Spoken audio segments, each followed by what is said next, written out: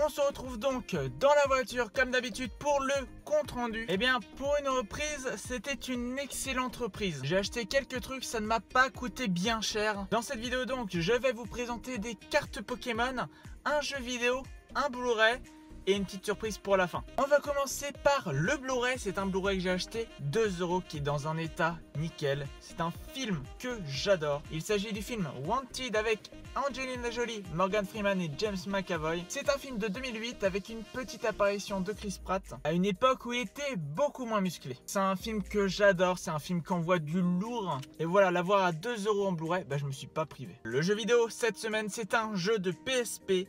Un jeu de PSP Harry Potter. C'est le Lego Harry Potter années 5 à 7 que j'ai pu avoir là encore pour 2 € seulement, ce qui est vraiment un excellent prix. J'ai jamais trop joué aux jeux Lego, mais là c'est la licence Harry Potter et en plus c'est le jeu qui réunit les années 5 à 7. Donc je pense que c'est plutôt pas mal. Avant de passer à la grosse surprise de ce vide-grenier qui m'a fait vraiment super plaisir, on va donc passer aux cartes Pokémon. Malheureusement, j'ai pas pu trouver de carte Yu-Gi-Oh cette fois-ci, mais mon petit doigt me dit que la semaine prochaine, il y aura sûrement beaucoup plus de trucs. Pour 5 centimes pièce, j'ai pu trouver un Kaiminus ainsi qu'un Zarbi. Ça va entrer dans la petite collection de Wizard, il me semble que je ne les ai pas, donc c'est nickel. Pour 10 centimes pièce, j'ai pu me prendre 5 cartes brillantes, un Chaofin Reverse, un Electrode Reverse, un Branette Reverse, un Skitty Holo, ainsi qu'un très joli Amphinobi promo. Dans notre stand, les cartes étaient à 20 centimes ainsi que d'autres à 50 centimes, un peu plus rares. Bon je me suis pas trop fait prier et j'ai pris ce qui m'intéressait. On va commencer donc avec 5 cartes, donc le lot pour 1 €. On a un garde-voire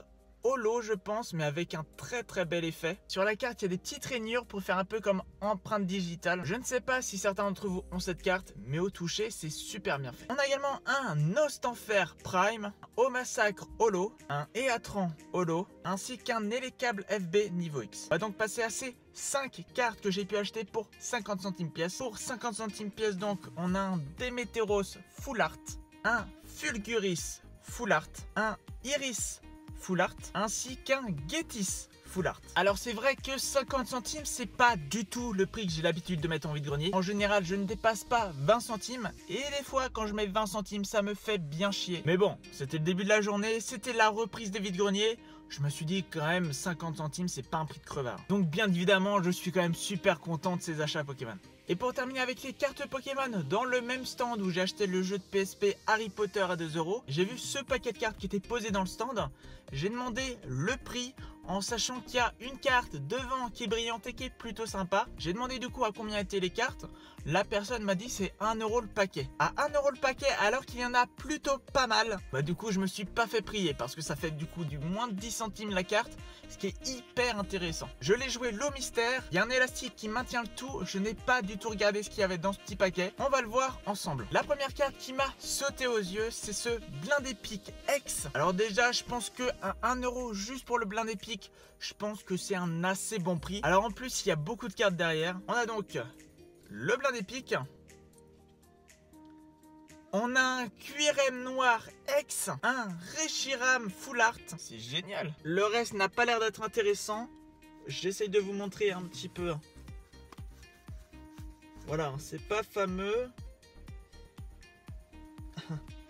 Ok, ça c'est des fausses. Ok.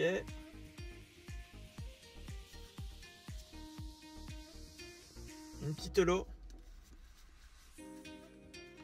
Une autre holo. Ouais, c'est pas top. Un petit holo par-ci par-là. Ouais, c'est pas mal ça.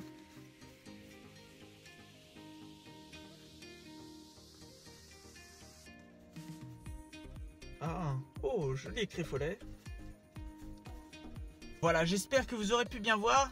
Franchement, pour 1 €, c'est un excellent prix. On va terminer par le plus bel achat de ce vide-grenier. Je n'en revenais pas quand j'ai vu cet objet dans un stand parce que, mine de rien, cet objet est assez imposant et pourtant, je ne l'ai vu qu'à mon deuxième passage dans le vide-grenier. Autant vous dire que si quelqu'un l'aurait pris avant et que je l'aurais vu, j'aurais été bien dégoûté. Il s'agit donc d'une figurine Tomb Raider. Alors il s'agit d'une petite scénette, hein. Je ne sais pas du tout si ça vient des collections Atlas ou autre. La figurine est toute en plastique, hein. C'est pas de la résine, hein, que dalle, hein. C'est du plastique.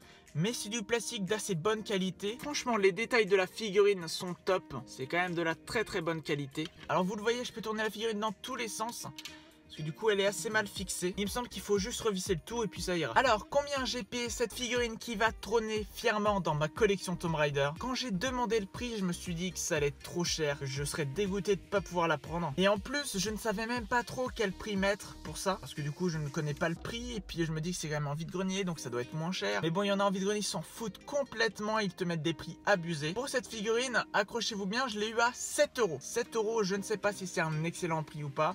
Je pense que c'est quand même un bon prix parce que c'est du Tomb Raider que je kiffe, Tomb Raider. N'hésitez pas hein, dans les commentaires à me dire d'où vient cette figurine, à combien elle était vendue au départ, est-ce que 7 € c'est un bon prix. Bon bah voilà, cette vidéo est maintenant terminée. Si le retour des vidéos vide-grenier en live vous fait plaisir, bah n'hésitez pas à mettre un pouce bleu. N'hésitez pas non plus à commenter mes achats, à me dire s'ils sont bien, s'ils sont pas bien, si j'ai payé trop cher ou si j'ai fait de très bonnes affaires. Et surtout, très important, n'hésitez pas à vous abonner à la chaîne YouTube. Ça vous permet de mieux suivre mes vidéos. C'est totalement gratuit et c'est un super soutien pour la chaîne. Donc voilà, je ne fais pas plus long. J'espère que de votre côté, vous avez fait de superbes affaires. On se retrouve normalement la semaine prochaine pour une nouvelle vidéo vide-grenier et pour plein de vidéos cinéma. Sur ce, portez-vous bien. Ciao.